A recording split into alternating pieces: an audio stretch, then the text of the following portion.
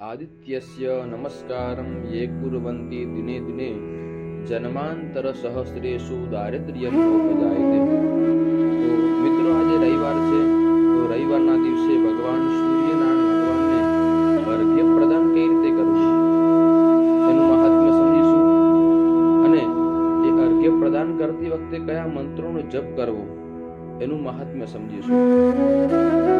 તો ભગવાન સૂર્યનારાયણ ભગવાનના 12 નામોનો મહિમા બતાવ્યો છે। તો એ 12 નામ કયા છે?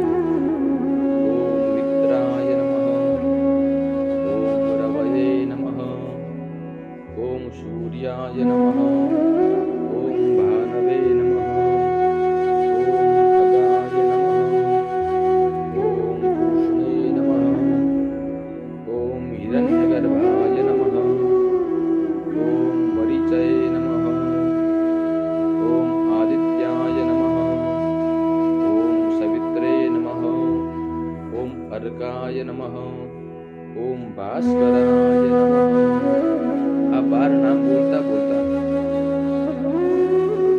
તાંબાની કળશની અંદર જળ ભરી અને એ જળ દ્વારા ધીમે ધીમે ભગવાન સૂર્યનારાયણ ભગવાનને અર્ઘ્ય પ્રદાન કરવું જોઈએ।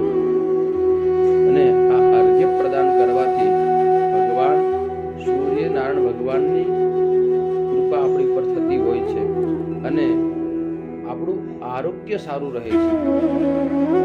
શાસ્ત્ર એમ કહે છે કે આરોગ્યમ ભાસ્કરાદ દિચ્છેત।